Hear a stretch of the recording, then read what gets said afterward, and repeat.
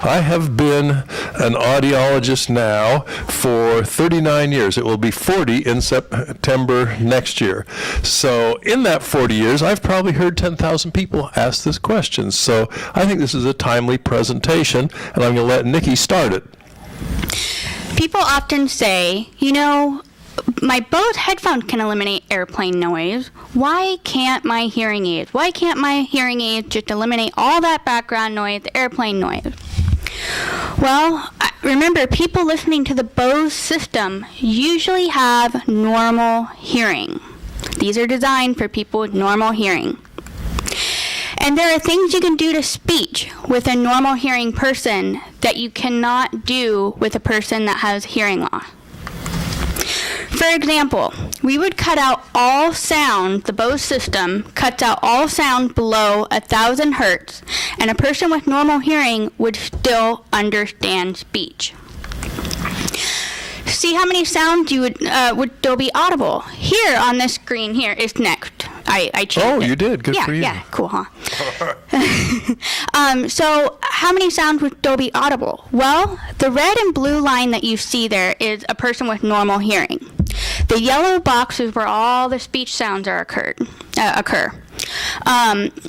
And if we were to cut out everything below 1,000 hertz, you would see all that in the red goes away. And all they'll hear is the high frequency, which they will still be able to hear because they have normal hearing. By contrast, this would stop all speech understanding for a person with hearing loss. And this is what it would look like. Here's an average hearing loss that we see in the clinic on a day-to-day basis. The red is the right ear, the blue is the left ear, hearing loss. And you can see that speech banana, that yellow speech banana. Well, everything above those red and blue lines, they cannot hear. So if we were to take away, put the Bose system on them, it would look like this. Now, they can't hear those high frequencies that a normal hearing would be able to hear. A person with normal hearing would be able to hear.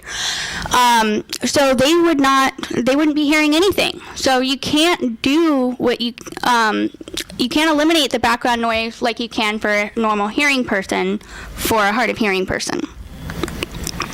And Dr. Levitt will talk about the study from Vanderbilt that proves it. Vanderbilt is rated as the #1 audiology training facility in this country, perhaps in the world. People come from all over the world to train there.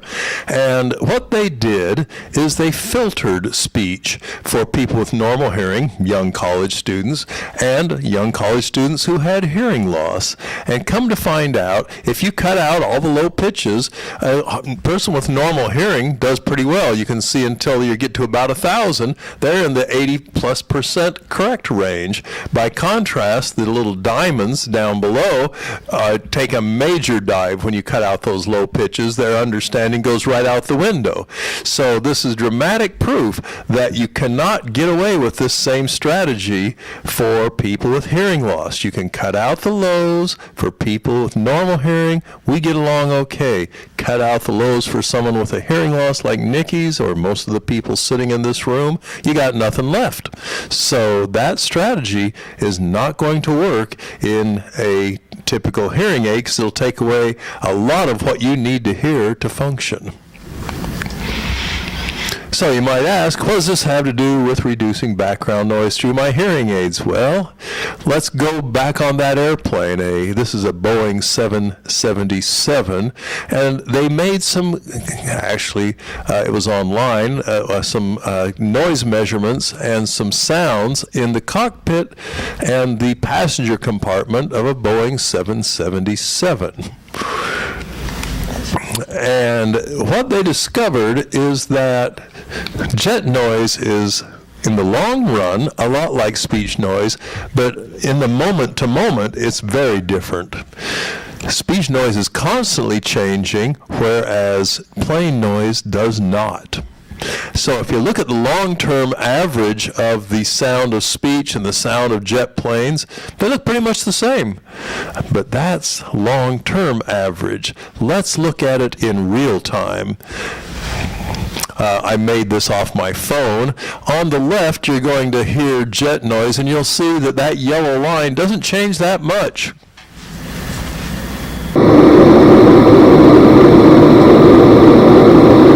Very constant. If you cut some of that out, you can really depend on a lot of that being gone. By contrast, on the other side is just me saying some speech sounds. E sh s a u e sh s s sh s a u e a u sh s. See, speech and airplane noise are nothing alike. It's a simple matter to get rid of a constant sound. You can do it with helicopter noise, you can do it with jet planes.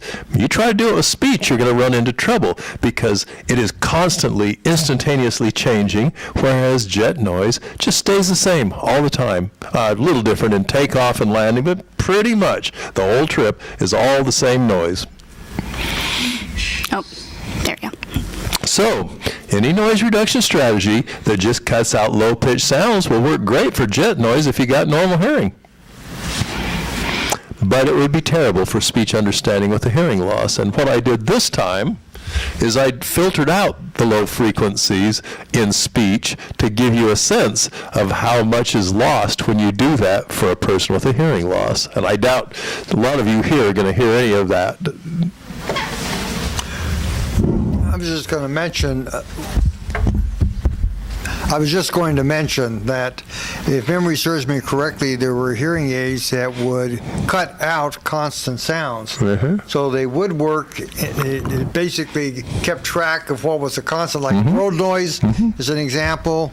A jet plane, as Ron mentioned, would be an example. They would be able to filter that type of thing out. Yep, if only that were the noise that gave you trouble. But it isn't, unfortunately. It's speech noise. So here we have an unfiltered speech, me talking in the presence of cafeteria noise on the left. So if you've got pretty good hearing, you might be able to follow that, but you filter it out and there's almost nothing left. This is filtered below 1,000. So there's a tremendous loss of loudness, and those pitches you have trouble hearing all are now even more problematic. So if you cut out all the energy below 1,000, oh, sorry, this is you. So if you cut out all the energy below 1,000, there will be a lot less noise. But you will be cutting out the speech the person needs to hear. Whereas a person with normal hearing still hears many of these speech sounds. And this is no problem for people with normal hearing. In summary, if you reduce the low-pitched sounds in the Bose earphone, jet noise is reduced. But a person with hearing aids can't function with this strategy. So while a low-pitched sound reduction is good for normal hearing people, it is not good for those with significant hearing loss, like myself and many of you in this room. There's one more problem comparing headphones to hearing aids. If you are listening to music or the TV, the sound is under the earphone where the noise has been blocked. When you listen with hearing aids, the noise is in the hearing aid with no blockage, no reduced noise. So we are telling you that your brain has to do the work because the hearing aid can't do it for you. It'd be like moving. There are hearing aids out there that do this noise reduction automatically.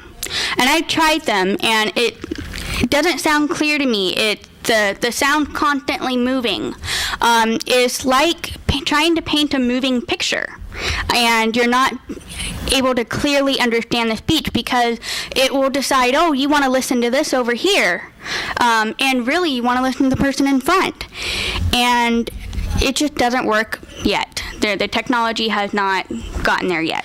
One of my other assistants who was also trying this thing, she said, oh, it works. We were at a very noisy restaurant. She said, oh, it works. Yeah, I can hear you right in front of me, and I can't hear a thing to the side of me. And she said, but this is how I spent my life. In grade school, my hearing aids weren't sufficiently powerful to hear things around me, so I'm right back to what I had when I was in grade school, and I never could hear anything. So get these things off of me. The idea that you can zero in on one person was not that pleasing. We tried 6 different subjects with this, and 5 of the 6 said, no, this is too weird. People can sneak up on me and scare me now. I don't hear anything except for what's directly in front of me. Yeah, we were in a restaurant, and a waitress came up to me, like to the side right here, and asked me a question. I did not hear that person at all, where normally with my hearing aid that I wear now, or any hearing aid without all that background noise reduction, I can hear the person coming up behind me. The other thing is there was a delay. So if Ron would say something, and then I would reply back, and it would take a second to go back to Ron or come back to me. And so it doesn't know, hey, I'm talking. I don't necessarily need to hear myself. I want to focus all in front of me. So it would take a while to go back to Ron, and I'd miss maybe the first or second word before it would come back to Ron's voice. And Bose has no magic secret about noise reduction that isn't present in all of today's premium hearing aids. And reducing background noise may make your brain suffer. This is a very interesting presentation that Dr. Humes did back in 2014 in Las Vegas at the lovely Red Rock Casino and Convention Center when the Academy of Doctors of Audiology met there, and we were in the audience. And he had previously been charged by the American Academy of Audiology to look into this question as to why adults have difficulty understanding speech and noise. Because there are 3 very distinct beliefs around this. So this panel of experts was convened from all over the country. They looked at, on the next slide, 160 different articles in refereed journals, and they looked to see what is the evidence that would explain why people, adults, have such great difficulty understanding speech through noisy places, particularly when they wear hearing aids. It took them 3 years to compile this information, and what they determined was that this idea of central presbycusis. Central presbycusis means that your brain's getting old and it just doesn't work well anymore. And that's a fairly popular belief as to why a lot of you have trouble understanding speech and noise. In fact, there are people who write books about that very subject, 2 really thick ones just recently by Music and Sharmak from my old alma mater, University of Arizona, and Washington State University. But they said the evidence for this isn't particularly good, and we really could benefit from some more research on this topic. And that's where Dr. Humes came back to his Indiana University program and said, let's do some research on this subject and see if we can figure out what's really the underlying root of this cause. So he got a bunch of people who had this complaint: I can hear people talking, I just cannot understand them. And he started looking at ways that we might tease out why that happens. And he came up with 3 basic areas of study. First of all, there's the cognitive function. Essentially, as you get old, you're getting senile, and your brain just can't figure it out as well. Number 2, central auditory means that the auditory area of the brain just isn't working very well anymore. You can't find the speech you want in the presence of all that background speech that you do not want. And then the third one, the little light green one, is that you just have a lot of hearing loss. And that seems awfully simplistic, but as you look at his data here, it starts making a lot of sense.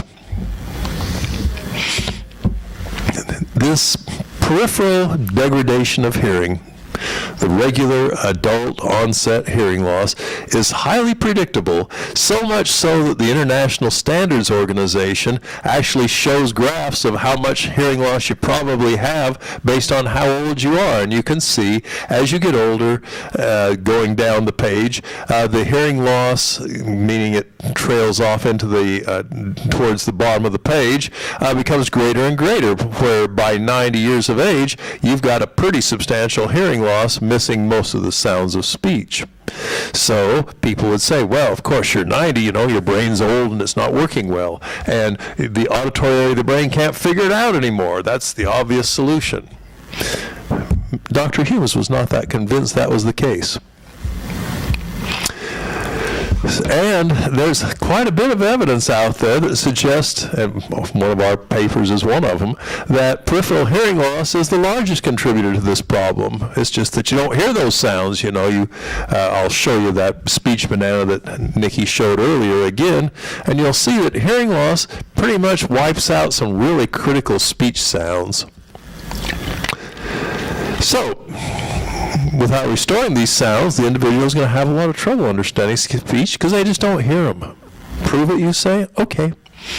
Here's that typical hearing loss again, and you can see that those sounds there you can hear. These sounds over on the right, you can't, because the hearing loss has wiped out your hearing for all those sounds, and those are really critical. They're the voiceless consonants: P, S, T, S, H, C, H, F, W, W, H.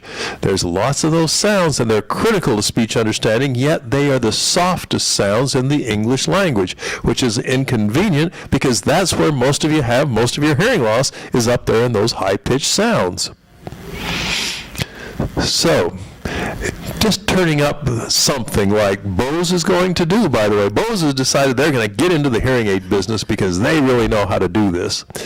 It'll be fun to see that because I've heard this before. I remember I said I've been here for 39 years as an audiologist, and I remember when AT&T thought this same thing, and they got into the hearing aid business.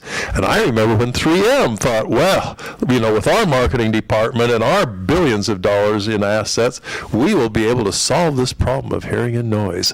And what we're going to, in fact, they were so bold as they not only got into the hearing aid market, but they started drilling into people's heads with cochlear implants.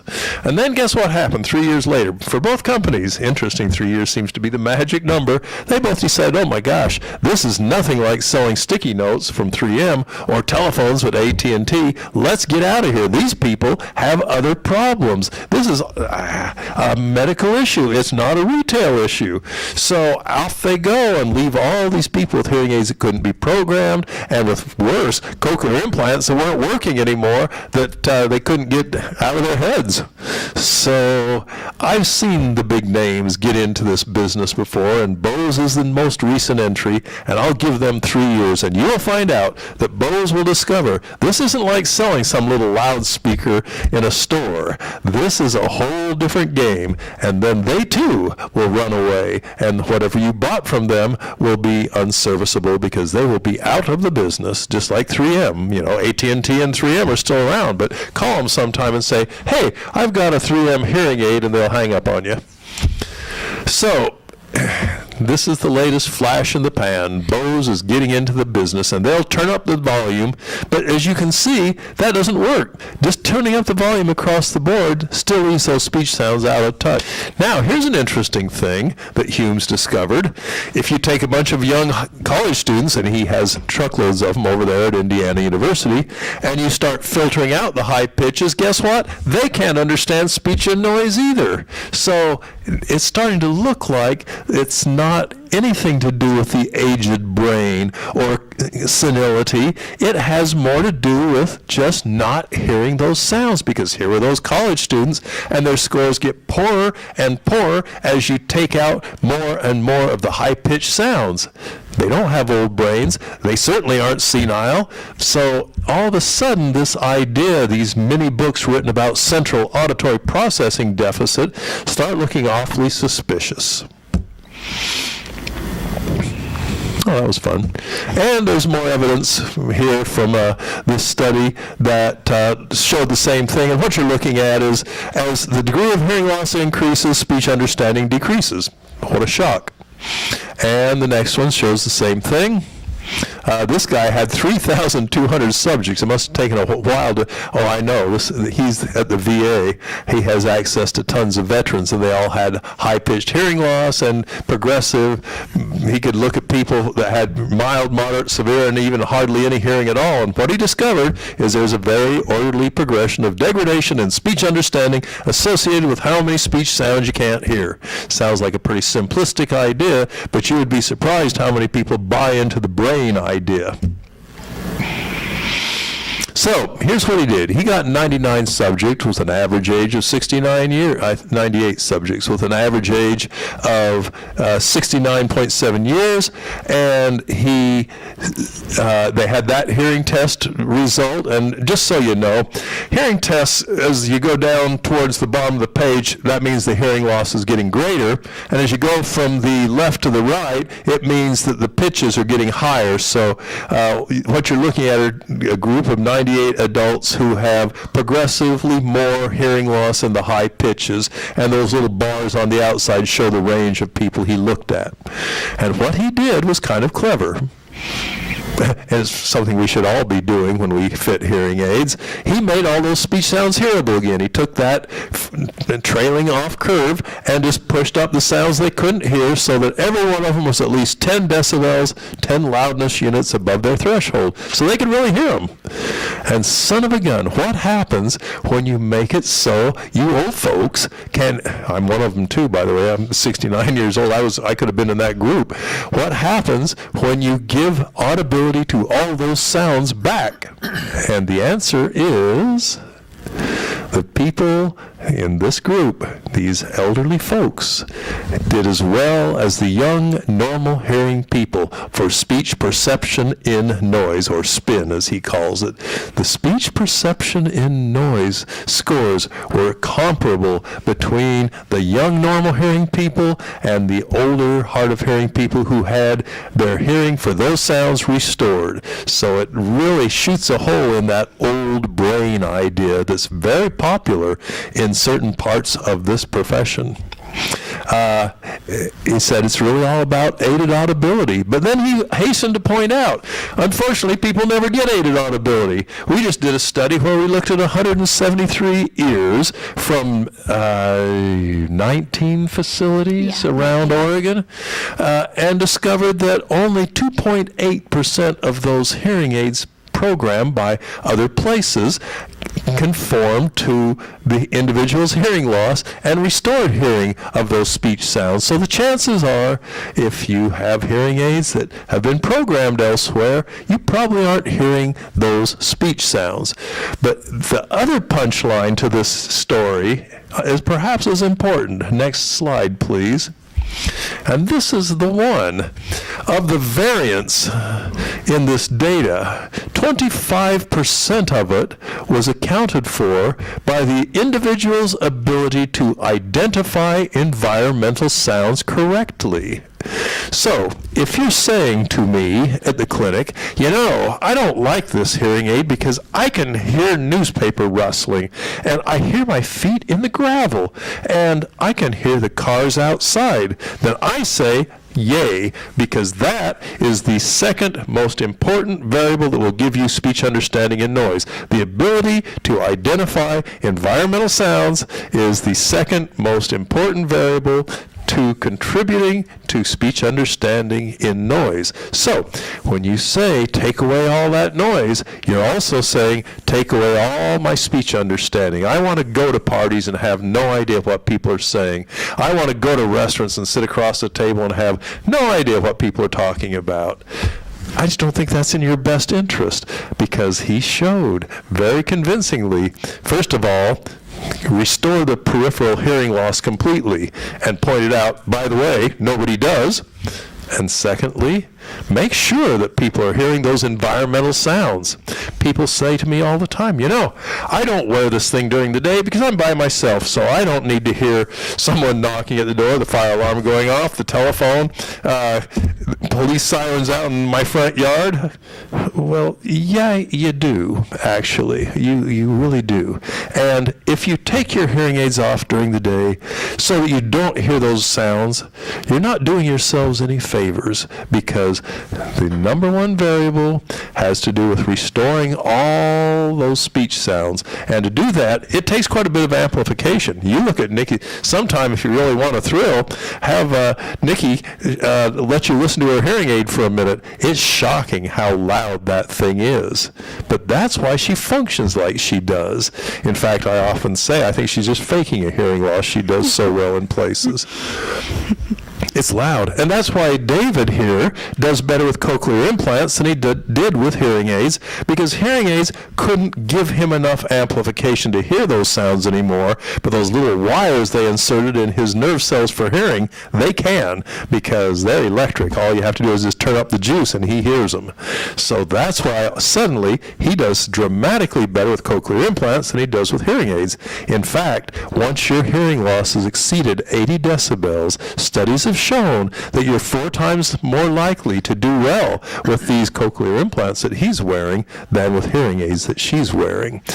And believe me now, you could comment on how many environmental sounds you heard that you hadn't heard in a long time once you got your cochlear implants relative to your 30 years of hearing aid use. Yeah, a couple of examples on that would be, just as an aside, prior to getting the cochlear implants, from 2,000 hertz on up, I was essentially deaf. I had 110 decibel hearing loss. So Ron could not give me back what was missing. There's just no way to do it. Cochlear implants, I have the full range. I can hear birds tweeting. It's been decades since I've heard birds tweeting before getting the cochlear implants. I can hear the fire alarms now in the house. If they go off or the battery is weak and they chirp, I can hear that now, whereas before I never could. Just as an aside, I had a friend who went away on vacation, and his fire alarm was chirping, and he came back to a burned out fire alarm as a consequence. So it's important to be able to hear that type of stuff, to be aware of it, because you can have damage to your house. You could conceivably have a fire in one part of the house, the thing's going off. If you're not wearing your hearing aid, you have no idea that that's happening, and you're, out of luck. So, enough said on that. So it's safe to say you like hearing environmental sounds. Yeah. And it's critical to your speech understanding, because the speech understanding is skyrocketed because you can hear all those speech sounds and all those environmental sounds. So I just can't say it enough. This is like the punchline here. First thing that doesn't happen for you is adequate audibility of speech sounds. And by the way, we had a truckload of those hearing aids, that people that came in who had Costco hearing aids. Costco is a major underfitter of hearing aids, both the Salem and the Albany. Costco were nice. Show us lots of people who had bad hearing aid fittings. And one guy I particularly remember said, I'm so glad, I just wished I'd have come here sooner. And I said, well, everybody comes to us at their own rate, and when you're ready, you do. I said, no, that's not what I mean. My wife was dying of cancer last year, and I couldn't hear her in her final year because this hearing aid wasn't loud enough. So he was out in the waiting room saying to everybody, I can hear you. The secretary says something, I can hear you. It's just a matter of programming properly, and we're going to talk a little bit about what that means. Not to whip a dead horse, but let me say it one more time.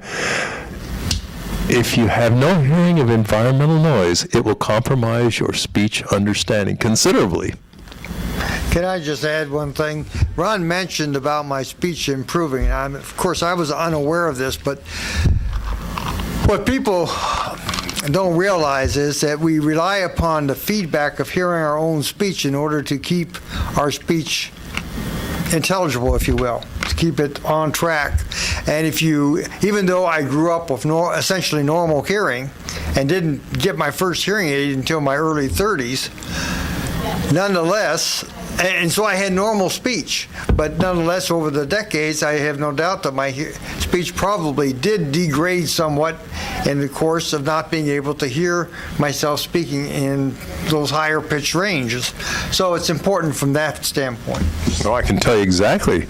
You used to substitute an F for a TH in final position. You'd say WIF for with, and it's all gone now, almost like overnight. It just went away. Once you can hear those sounds again, your speech improves too. You know how to pronounce the word. You hear yourself pronouncing it correctly or incorrectly, and there you go. We had a patient who was very, very deaf and was wearing hearing aids, but we're like, she's never going to learn how to talk properly. She had a really bad speech impediment and very difficult to understand her. She got new hearing aids, and we fit it to her at a full correction. She was able to tolerate it, and it was like within a couple minutes her speech improved. It was amazing. So you really talk as you hear, because that's the only way you can correct yourself with your speaking. Ashley back here can tell you that I'm not a particularly good typist, so I have a Dragon Naturally Speaking voice recognition software I use for dictating reports, and it's shockingly good. I mean, I can go 400 words a minute, and I type about 40, so it's a big boost for me because I can kick out 2 pages of reports in 3-4 minutes. So my assistant, who is very deaf, when she came to us, had a horrible hearing aid fitting, couldn't hear a thing. So I said, hey, I got an innovative idea. Let's turn it up so we can hear. And we did. And so the first week, she tried to use that dictation machine, and it couldn't understand her. And see, the problem I always have when people tell stories about how, as time went by, their speech cleared up. Well, what happens to me a lot of times is I just get used to the speech patterns, and they sound just as terrible as they always did. So I sort of thought that was what was going on with her. I've just gotten used to your speech patterns, so now it sounds just as right as rain to me. But my dictation machine told me, no, you're wrong. You haven't gotten used to it. She talks better because before she went off to get her master's degree in rehabilitation counseling, she was talking to me while I had the dictation machine on, and I thought, well, it doesn't matter. It can't understand her anyway. And then I look over at the report, and there's like 3 sentences of what she just said. So even at a distance, that machine, her speech had cleared so much that now my dictation machine could understand what she was saying, was typing it out as she was talking. So speech can really improve when you can hear yourself, and speech understanding coming into you dramatically improves when you can hear those sounds. But you may still say, and we still have patients who do say, but I don't want to hear the background noise after we tell them, hey, it's not in your best interest. Then your brain will suffer. Let's let Dr. Sharma explain it to you. Occasionally in this profession, our knowledge base takes a sudden leap. I give you 2012, when Frank Lynn at Johns Hopkins Medical University was looking at this stack of ancient medical records from 1,500 people who were in the Baltimore Longitudinal Study of Aging. He noticed that he had on these 1,500 people a hearing test done every year on them. And he also had an MRI done every year on these people. Can you imagine being in that study? Good grief. But anyway, so he had all this data. So he got to looking at it. He thought, I wonder, is there any relationship? And it had all kinds of other health measures. I mean, they really looked at him from stem to stern. So he was just going through looking to see, since his area was hearing, if there was any relationship to hearing and those MRIs. And what he discovered was shocking. And it changed everything we think about hearing aids in the brain. He discovered that on average, the person with hearing loss was having brain shrinking accelerated at the rate of 1.03 cubic centimeters per year relative to people with normal hearing with equally matched risk factors. That made a major jump in our understanding. So people ask him, why is this, Dr. Lin, that these people their brain is shrinking? And by the way, why are they twice as likely to have dementia if they have a mild hearing loss? Why are they 3 times as likely to have dementia with a moderate hearing loss? And why are they 5 times as likely to have dementia if they have a severe hearing loss? Well, he said it has to do some with brain shrinkage, of course, accelerated, but beyond that, I think they're overworking the brain. Now, I said in 2012 that major jump forward, brain shrinkage and dementia was discovered associated with hearing loss very strongly. Now, along comes 2014, and this woman, Anu Sharma, and her colleagues at University of Colorado at Boulder start looking at functional MRIs, how the brain lights up when it's doing various tasks. And because her areas of expertise is hearing, she was looking to see how do normal hearing people process something when they're listening to an auditory task. You know, you got to listen to this and figure out what they're saying and tell the story back. Well, come to find out, not surprisingly, the temporal lobe, that area circled in yellow there, that little red flash, lights up. That's where the temporal lobe is. So when you're doing an auditory task, you're listening to a story that you're going to have to repeat back, the temporal lobe, the hearing lobe of the brain, lights up if you have normal hearing. But if you have an untreated hearing loss, it does not. And that's a big shock. It's the frontal area that lights up. Well, what's in the frontal area? Memory, reasoning. Sounds kind of like dementia, doesn't it? You're using up the memory and reasoning area of the brain to do auditory tasks, and the auditory system's doing nothing for you. So now you look at the symptoms of dementia. They're exactly that. They're the activities of the frontal lobe of the brain. When you have dementia, the frontal lobe is malfunctioning. Why? Because it's busy doing other stuff. No wonder hearing loss is so strongly associated with dementia, because untreated hearing loss scrambles your brain, essentially. You quit using the auditory area of the brain and you start using the reasoning, because you're trying to fill in the gaps. You don't hear well enough, so you're using the reasoning and memory area of the brain. All right, so next slide shows something even more troublesome. This time she had him do some visual tasks. And come to find out, it's not just the frontal and the temporal, that is the memory and the hearing area of the brain that scrambled, so is the visual area.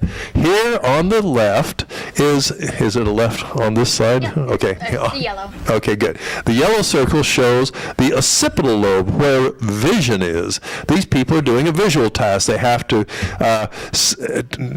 check which of several symbols are the same, and so they're doing a visual task with no auditory in it. But guess what? Good hearing aid wearers who have good speech in noise scores still are using the sight area, the visual area of the brain when they do visual tasks. This is good. That's how the brain is built to work. By contrast, people who have terrible hearing aid fittings and poor speech understanding, and I'm going to get to a study that shows that this is a really major problem in hearing aid programs. People are not doing the best they can with speech understanding and noise, and those people who do poorly in noise through their hearing aids or their cochlear implants are using the auditory area for visual tasks because the auditory area wasn't doing anything else. Why not? So think about it. Your whole brain has been rewritten. All the wiring is messed up. Why is dementia so heavily linked to hearing loss? Because you're using the brain in the wrong way. And it takes a good hearing aid fitting to get good speech understanding in noise scores. And that's what I'm going to prove in the next part. But first, we're going to talk about how you know you've got good hearing aid programming. So we use something called a real ear machine, it's real ear testing. And what that is a machine like this one. This is the Axiom. There are other ones out there, the Verifit, the RM500, and several other ones. And we put a microphone that goes into the ear, and then the hearing aid goes on over it. And this speaker over here that's pointing will emit a sound. It's called pink noise is what they call it. And then the microphone that's in the ear with the hearing aid hears what the hearing aid is hearing through the speaker. And it puts out a printout showing how much sound we've added back to your hearing compared to your hearing loss. And it looks like this. The red line is the person's hearing loss, and the dash line that you see is kind of hard to see, the black dash line. That is where the target should be. The green line that you see over top of the dash line is meeting target. That's what the hearing aid is doing, and that's what you want to see. That's a full correction. So we're giving you back this the speech that you need to hear for this person. Same thing on the left ear. Blue is for left. That's the hearing loss, and you can see the green target is being matched. So this little device calculates for us the percentage of speech sounds you can hear, so we know when you're hearing those speech sounds. And a lot of audiologists or hearing dispensers don't do this test because a lot of the manufacturers, the hearing aid manufacturers, say, oh, you don't need real ear. We have it built into our software. All you need to do is put the hearing test results into our software, and it'll do all the work for you. Then you can put the hearing aid on the user and say, how does that sound? And the user who may not have worn hearing aids before may not know better and think, oh, well, this is as good as it gets. I can hear something. I'll even go further than that. I think if you made a full correction on this person in the very first day they ever wore the hearing aid, they wouldn't like it much because you can't just slam it all back in the first day. Even my assistant, who was a young woman, little by little I nudged her up, and she said to me, every weekend I have a headache from what you just did. But after about a month, that was just as right as rain to her, and that all went away. And for new patients who've never worn hearing aids before, we start at a half correction, which is about where the blue line is. We would start you right there and work you up to a full correction over the 30-day to sometimes even 3-month period. Some take a little longer than others. So that's called the manufacturer's fitting, is the one that I just described there. You want to make sure that wherever you go, they are doing real ear testing. And you'll know because there is this little tube that goes inside the ear along with the hearing aid. And it does tickle a little bit, and that's how you know that you're getting that done. Nothing else will achieve a full correction gain. Why not? Why can't I just make a wild guess? Because you won't know what you're doing. You you may make the low frequencies too loud for the user, which will make everything too boomy. You also, what else? Well, that software must be pretty simple. How many choices do I have? Don't you just turn up a couple of things? What was that number that you What was that calculated? number? It was like, it was so many It different started off values. with quintillion, and Yeah. then it went down to trillions, and then to billions, and then to millions. There is no chance whatsoever you'll ever guess a proper fitting for an individual based on manufacturer's software. There are quintillion to 1 chance you'll ever win that. You know, it's bad enough to go to Las Vegas where you got a 50 to 50 chance with the house, but here there's no chance. You would very much more likely win the lottery every time they played it than you would ever guess properly a hearing aid fitting for an individual without a ruler measure. The odds are much better of winning the lottery every single time they draw. Every time I test out a new hearing aid, I will do the manufacturer's fitting on myself just to see what they would like to do to me. And I always laugh, and I'm like, I would not be able to function with that type of fitting. So you want to make sure you're getting real ear measurements. It may seem loud to you, but you will get used to it. You will get used to those environmental sounds. It will take time, but it will. You'll be able to understand speech a lot better. And it'll be worth it. Well, yeah, and it took you time to get used to hearing all those high-frequency sounds again through your cochlear implant. Like you said, it had been decades since you had. Yeah. Just to recap on that briefly, when they first heard some of these sounds, it sounded just like noise. I couldn't distinguish what. It takes the brain, and it talks about the plasticity of the brain. It will reorientate itself and start to make sense out of all of those new sounds. The problem with people like that are deaf from birth and this sort of thing is they have no past history to compare it to, so their chances of ever getting full use of a CI are almost nil because they don't have that relationship to draw upon. With myself, having grown up with normal hearing, fairly quickly, about 4 months is what it took me to start to really put it all together and say with the higher pitches, and it definitely increased my speech understanding considerably. But what about a restaurant program on your hearing aid? It takes all the low frequencies out. So the restaurant program, you don't want to do that because it's taking out the low frequency sounds that you need to hear. And you already have hearing loss. You can't really afford to have those sounds be turned down. Here's some additional evidence. Here is a study that Levitt and Flexer did back in 2012. What they did is they took a 20-year-old hearing aid. It was an analog hearing aid, nothing special about it, and they programmed it to a full correction using real ear.